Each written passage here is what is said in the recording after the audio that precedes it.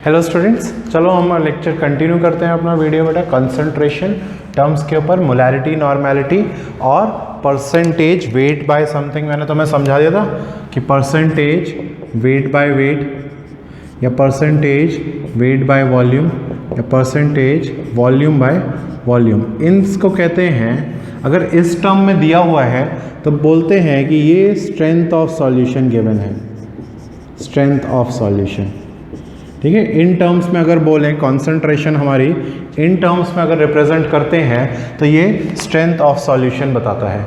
यह कह सकता है कि मोलैरिटी को कन्वर्ट, या स्ट्रेंथ ऑफ सॉल्यूशन गिवन है, इसको मोलैरिटी में कन्वर्ट करो, या मोलैरिटी में गिवन है तो find strength of the solution, या नॉर्मेलिटी, या अभी आगे और भी जो टर्म्स पढ़ेंगे हम, मोलैलिटी है, मोल फ्रैक्शन है, किसी में भी कन्वर्जन पूछा जा सकता है। तो ये स्ट्रेंथ ऑफ सॉल्यूशन होता है। कौन से टाइप का है वो स्पेसिफाई करेगा भाई।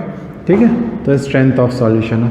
थोड़ा सा इसके बारे में और बात कर लेते हैं, बस 2 मिनट, कि स्ट्रेंथ ऑफ सॉल्यूशन जो है, अगर suppose 65% by weight and all given है ना, कि 65% बाय वेट, कि strength of the solution is 65% by weight. 65% by weight means, sorry है ना माइक, 65% बाय वेट मीन्स कि 65 gram of solute is present in 100 gram solution, है ना। 65%, suppose एक एग्जांपल ले लेते हैं कि 65% by weight H2SO4, so this means 65 gram of H2SO4 is present in 100 gram of solution, है ना। ऐसे ही स्ट्रेंथ ऑफ द सॉल्यूशन या फिर 100 ml of the solution, volume by volume है तो 65 ml present in 100 ml of the solution. Okay, तो ये इस तरह से है, डिस्कस कर चुके हैं। कितना परसेंटेज का मतलब क्या है, सबसे पहले लिख लिया करो, जैसे मैंने लिखवाया अभी, कुछ भी गिवन हो, दिस मीन्स दैट, उसकी एक लाइन ज़रूर ऐड करो अपने सॉल्यूशन में। क्लियर है। हम इस न्यूमेरिकल को देखते हैं बेटा। देखो क्या कह रहा है, calculate the molarity of solution prepared by mixing 4 gram of NaOH in enough water to form 250 ml of the solution. Question किसी को नहीं समझ आया तो देखो मैं समझा देता हूँ। मैंने क्या कहा, सबसे पहले हम लेते हैं बीकर। बिना बीकर के कोई फिजिकल केमिस्ट्री का क्वेश्चन, रिएक्शन तो कहाँ होगी भाई, बीकर में होगी। ठीक है, तो molarity of solution prepared by mixing 4 gram NaOH। अब इसमें NaOH कितना ऐड किया हुआ है, 4 ग्राम NaOH ऐड किया है। इतना पानी की उसकी वॉल्यूम कितनी हो जाए, 250 ml। ठीक है, यहाँ पे जो NaOH है वो कितना है, 4 ग्राम है। इसकी मोलैरिटी बतानी है, बस बताओ इसकी मोलैरिटी क्या हो जाएगी भी। मोलैरिटी क्या होती है, moles of solute upon volume of solution. ठीक है, तो moles of solute upon volume of solution. तो मोल्स की जगह देखो भाई, हमें गिवन इन द क्वेश्चन क्या क्या है, बताओ भाई मुझे गिवन क्या क्या है। Given weight of solute, weight of solute किससे रिप्रेजेंट करेंगे, W है 4 ग्राम, और वॉल्यूम ऑफ सॉल्यूशन गिवन है 250 ml, ये गिवन है। तो फॉर्मूले को थोड़ा मॉडिफाई करना पड़ेगा। वेट ऑफ गिवन है तो मोल्स को हम वेट के टर्म्स में लिख लेते हैं, वेट अपॉन मॉलिक्यूलर वेट, ये मोल हो गया। वॉल्यूम किस में गिवन है बेटा, ml में गिवन है, तो ऊपर क्या आ जाएगा 1000, ये हमारा मोलैरिटी का दूसरा फॉर्मूला हो गया। सेम इसी से डायरेक्ट वैल्यूज पुट कर दो भाई। वैल्यूज पुट करते हैं, वैल्यूज पुट करने पे क्या मिलेगा, 4 ग्राम तो गिवन वेट हो गया, मॉलिक्यूलर वेट होता है NaOH का, NaOH है ना, तो 40, वॉल्यूम कितनी बेटा 250, और अपॉन में 1000। क्लियर है ये, बस कैलकुलेशन करो भाई, आंसर बताओ सब लोग। ये हो गया 1/10, ये 250/4, 4/10 दैट इज आंसर कितना आया, 0.5 मोलर, है ना, 0.4 मोलर NaOH सॉल्यूशन। ठीक है, अब इस सॉल्यूशन को तुम ये बोलो कि 4 ग्राम 250 ml में डिपॉजिट किया है, मतलब डिजॉल्व किया है, या 0.5 मोलर है, एक ही बात है। एक ही बात है, मोलैरिटी के टर्म्स में ये है और वेट के टर्म्स में ये है, weight by volume, weight by volume. ठीक है, ये समझ में आया सबको? आई होप क्लियर होगा। सिंपल सा क्वेश्चन है, एनसीईआरटी में दिया हुआ है, एनसीईआरटी का है। ठीक है, तो ये सिंपलेस्ट क्वेश्चन है। और देखो एक चीज़ और हम बात करना चाह रहे हैं, मैं मिली मोल्स भी पूछ लेते हैं कई बारी कि मिली मोल्स क्या होते हैं। पहली बात तो देखो मोलैरिटी वॉल्यूम पे डिपेंडेंट है, तो मतलब कि जो मोलैरिटी हमारा जो पैरामीटर है वो टेम्परेचर डिपेंडेंट है। टेम्परेचर चेंज होगा तो मोलैरिटी भी चेंज होगी। मोलैरिटी जो है वो टेम्परेचर डिपेंडेंट है, मैं पहले भी बात कर चुके हैं। वॉल्यूम जहाँ भी आएगा, जिस भी कॉन्सेंट्रेशन टर्म में वॉल्यूम इन्वॉल्व होगी, टेम्परेचर डिपेंडेंट तो हो गई। ठीक है, मैं बात कर रहा हूँ मिली मोल्स की। कई बारी मिली मोल्स भी पूछ लिए जाते हैं या यूज़ में आते हैं। तो देखो मोल्स एक मोल में कितने मिली मोल्स होंगे, तो मैं वर्ड से ही समझ आ रहा होगा, 1000। ऐसे ही इक्विवेलेंट भी होते हैं, 1 इक्विवेलेंट में 1000 मिली इक्विवेलेंट्स होंगे। ठीक है, मोल समझ लेते हैं, इक्विवेलेंट्स तो मैं अपने आप समझ आ जाएगा। तो देखो 1 मोल में 1000 मिली मोल है, तो मुझे अगर number of milli moles find करना है, number of milli moles is equal to, अभी मिली वर्ड भूल जाओ।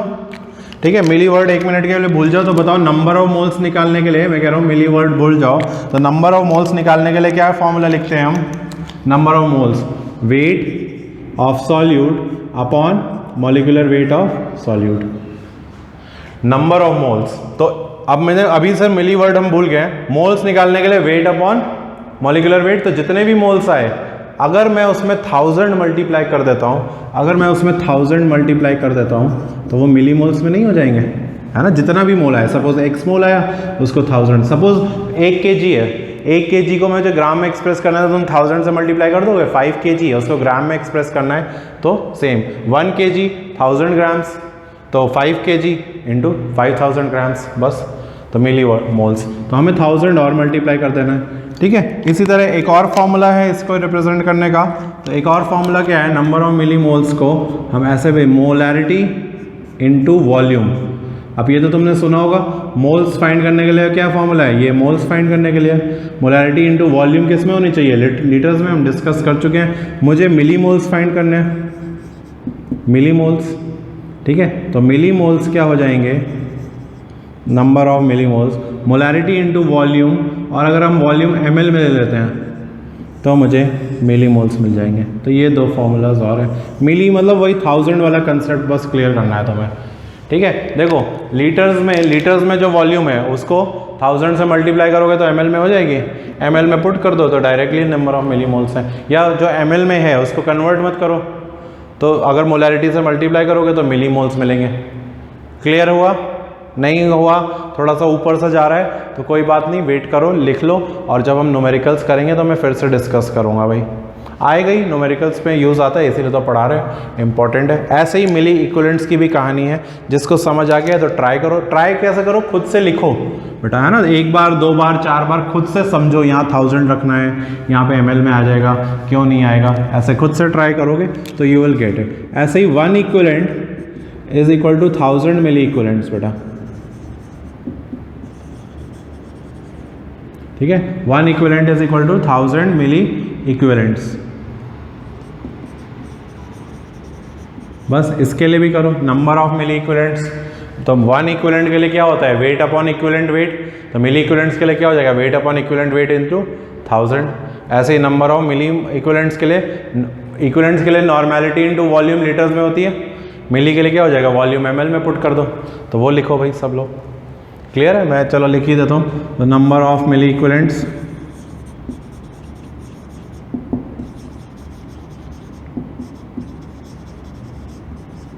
Is equal to, milli word भूल जाओ, इक्विवेलेंट्स निकालने हैं तो क्या होगा, weight given upon equivalent weight. अब मिली वर्ड ले आओ, तो जितने भी इक्विवेलेंट्स आए उसको 1000 से मल्टीप्लाई कर देते हैं।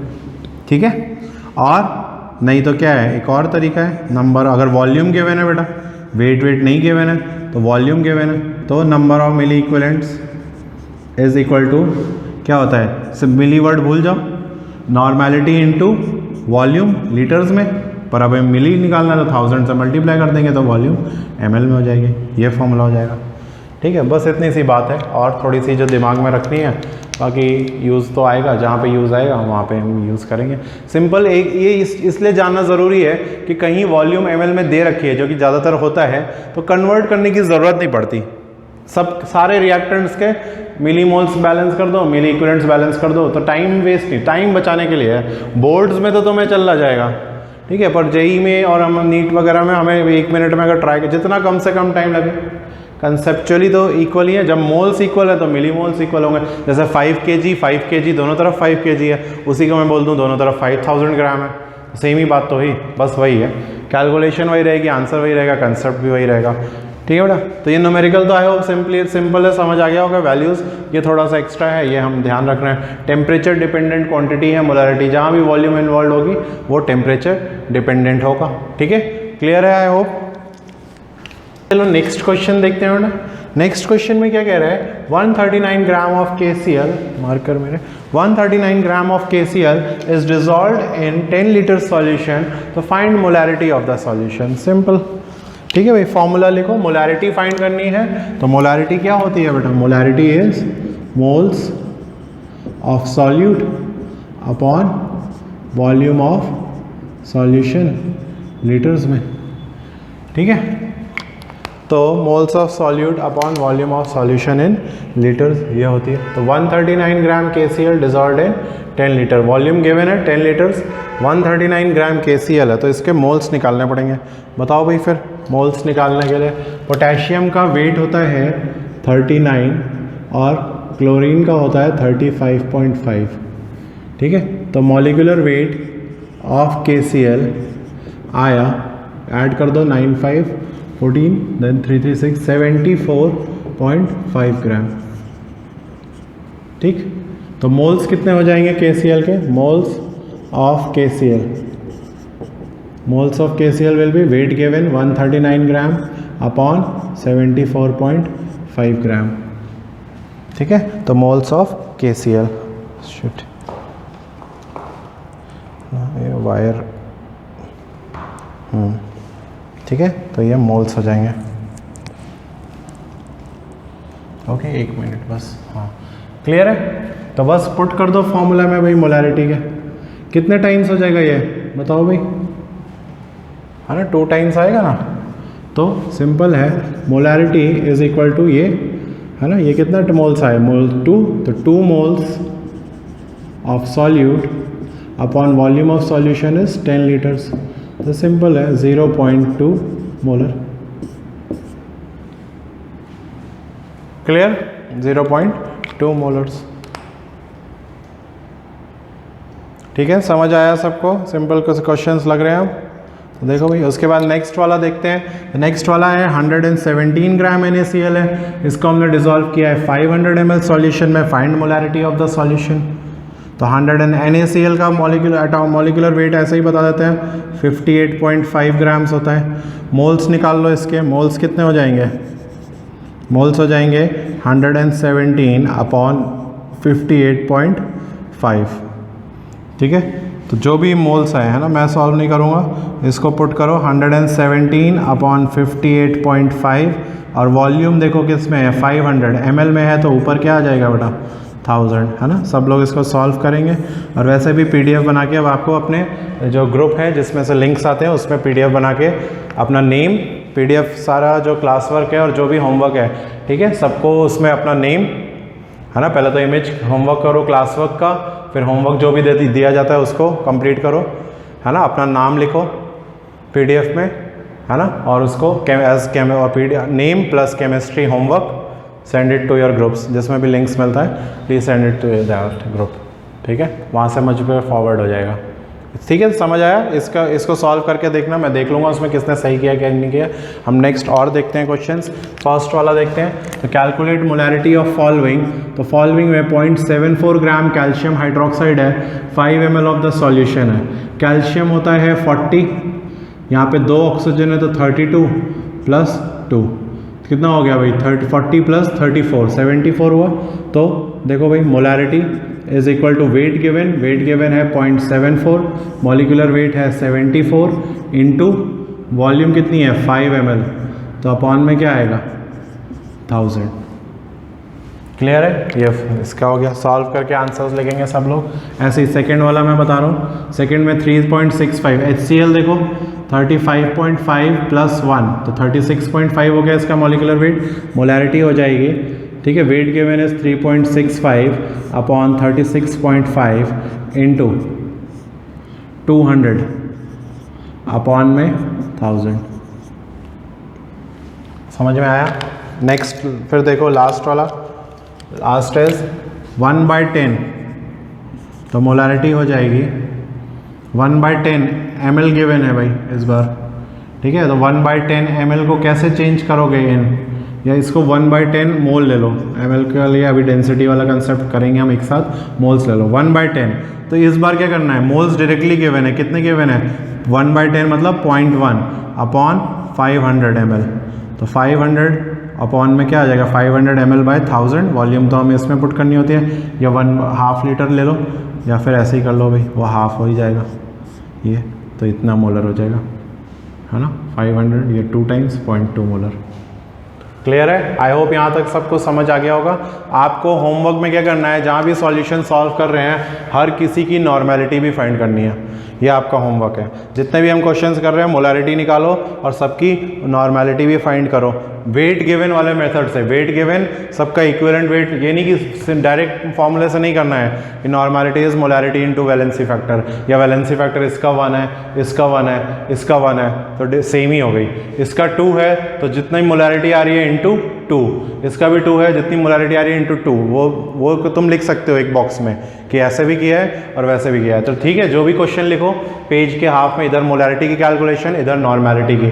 जैसे किसी एक की करते हैं हम नॉर्मेलिटी की कैलकुलेशन, तो इसके लिए क्या हो जाएगा, same wait given upon equivalent wait भी सेम होगा, क्योंकि वैलेंसी फैक्टर 1 है तो उसको शो करो एंड वॉल्यूम से डिवाइड कर दो नॉर्मेलिटी। ठीक है, this is your homework. One side you have to find molarity and the right hand side you have to find normality by both methods. Direct formula वाला भी लिखो, उसको बॉक्स में कर दो एंड इसको कर दो। ठीक है, समझ में आया भाई? क्लियर है? एक चीज़ और बताते हैं, एक बढ़िया चीज़ वैसे ही है ना, कि मोलैरिटी ऑफ वाटर। ठीक है, what is molarity of water? ठीक है, मोलैरिटी ऑफ वाटर फाइंड करना है। तो एक क्वेश्चन और करते हैं हम, वाटर की मोलैरिटी फाइंड करनी है हमें, या 1 मोल वाटर की, 1 kg वाटर की, कुछ भी, एनीथिंग। ठीक है, तो we are finding or we are doing things, or we are understanding concepts related to finding molarity of water. ठीक, molarity of water। तो देखो मेरे पास पता है, अगर मेरे पास 1 मोल वाटर है तो वो कितना वेट है बेटा, 18 ग्राम्स। और 18 ग्राम्स है, 1 मोल वाटर की वॉल्यूम कितनी हो जाएगी, कोई बताएगा? 1 मोल वाटर की वॉल्यूम 22.4 लीटर्स। 22.4 लीटर्स है, तो ये गलत है। अगर तुमने कर भी दिया ना, गलत है, क्योंकि ये लिक्विड है। अभी तुम्हें बोला कि स्टीम है या वाटर वेपर स्टेट में है, नहीं, लिक्विड है। और डिस्कस कर चुके हैं ना, लिक्विड के लिए ये कंसेप्ट अप्लाई नहीं होता, सिर्फ गैसेस के लिए होता है। तो 1 मोल वाटर की वॉल्यूम जो है वो हो जाएगी 18 ml। क्यों? क्योंकि इसकी डेंसिटी होती है 1 ग्राम पर ml। तुम्हें बता भी सकता है क्वेश्चन में, नहीं बता सकता है तो तुम्हें पता होना चाहिए। वाटर का सब पता होना चाहिए पूरी और केमिस्ट्री में। ठीक है, इट कैन, वो गिवन भी हो सकता है, नहीं भी हो सकता है। तो सपोज मुझे मोलैरिटी फाइंड करनी है, find molarity of 1 kg water. Molarity of 1 kg water की मोलैरिटी फाइंड करनी है। ठीक है, तो 1 kg वाटर, देखो 1 kg वाटर का मास कितना हुआ, मतलब मास तो गिवन है, ये 1000 ग्राम हुआ, और इसकी ये तो इसका मास हो गया। ठीक है, मास ऑफ वाटर, और इसकी वॉल्यूम कितनी हुई बेटा, 1000 ग्राम की 1000 ml ही हो जाएगी। तो ये इसकी वॉल्यूम हो जाएगी, पुट कर दो। ये देखो 1000 ग्राम हो गया मास, इससे मोल्स निकाल लेंगे हम। तो मैं वही फॉर्मूले में ही निकालता हूँ, molarity of water, molarity of H2O 1 kg is equal two moles. Moles कितने हो जाएंगे भाई, 1000 अपॉन 18। वॉल्यूम कितनी है, वॉल्यूम तो 1 ही है, 1 लीटर ले लो, या 1000 ml लोगे तो ऊपर 1000, 1 ही तो हुआ। तो बेसिकली इस पर डिपेंड करता है। तो 1000/18 कितना आएगा, 1000/18 याद रखते जाना, बहुत बार यूज होगा, 55.5 मोलर। इतनी मोलैरिटी आएगी 1 kg वाटर की। क्लियर है? तो ये इस तरह से, ये भी एक इम्पॉर्टेंट क्वेश्चन है, कभी कभी कंफ्यूज हो जाता है बच्चे स्टूडेंट्स तुम लोग, है ना, तो ये इसलिए मैंने ये वाला समझा दिया है। आई होप क्लियर है, इतना फास्ट नहीं बताया होगा, नहीं तो फिर से देख लो, है ना, कि वाटर के केस में जितना ग्राम है, जब तक मेंशन ना करेगी वाटर गैसियस स्टेट में है, स्टीम है, या रिएक्शन जो भी प्रोसेस है वो 100 डिग्री सेल्सियस से ऊपर हो रहा है, तभी हमें वाटर को गैस लेना है, तब हम 1 मोल को 22.4 ले सकते हैं, अभी नहीं ले सकते, अभी तो नहीं बात कर रहा हो, ठीक है। तो अभी हमें इसी कंसेप्ट से करना पड़ेगा, मैंने पहले के क्वेश्चंस में भी ये करवाया है, ये ध्यान रखना है हमें, वाटर को हम लिक्विड, या ये वाला कंसेप्ट हमेशा अप्लाई नहीं होगा, ओके। तो 1000/18 हमेशा याद रखना, 1 kg वाटर में कितने मोल्स होते हैं, 55.5 मोल्स, 1000 बाय मोल्स, और वॉल्यूम तो 1 लीटर है, इसलिए मोलर भी उतना ही आया, ठीक है। तो 1 kg water is 55.5 molar of the solution. I hope यहाँ तक क्लियर होगा, सब लोग होमवर्क करेंगे, फिर हम आगे और इसी तरह प्रोसीड करेंगे। आई होप तुम्हें समझ आ रहा होगा, टफ लग रहा है कि नहीं लग रहा है, please give me a feedback, chapter कैसा लग रहा है, कैसे प्रोसीड हो रहा है। ऑब्वियसली बुक में तो बहुत ही कम दिया हुआ है एनसीईआरटी, हम थोड़ा जेई और नीट के लिए हिसाब से ही कर रहे हैं ऑब्वियसली, है ना, एंड स्लोली करवा रहा हूँ। मुझे ये चैप्टर स्लो करेंगे तो बाकी किसी में भी मुझे प्रॉब्लम नहीं होगी, अगर तुमने भी अच्छे से पढ़ा हुआ है, ठीक है। ऑब्वियसली अभी थोड़े प्रैक्टिस के लिए नहीं है, शीट है तो करते जाओ, नहीं है तो प्लीज़ वेट फॉर इट, है ना, कि जब हम प्रोवाइड कर सकते हैं। क्लियर है, देन थैंक यू, है ना, एंड फीडबैक दे दो भाई कैसा सही चल रहा है कंसंट्रेशन का टॉपिक या नहीं, तो प्लीज़ वो ज़्यादा बेटर होगा मेरे लिए भी कि आगे कैसे प्रोसीड करना है, मुझे भी अच्छा नॉलेज होगी भाई कि मुझे कैसे प्लान करना चाहिए लेक्चर एंड एवरीथिंग। और जो भी प्रॉब्लम है, जो भी इश्यूज़ हैं, यू कैन मेंशन, है ना, वॉइस क्लियर नहीं है या मेरा पढ़ाना क्लियर नहीं है, anything, okay, then will meet, thank you.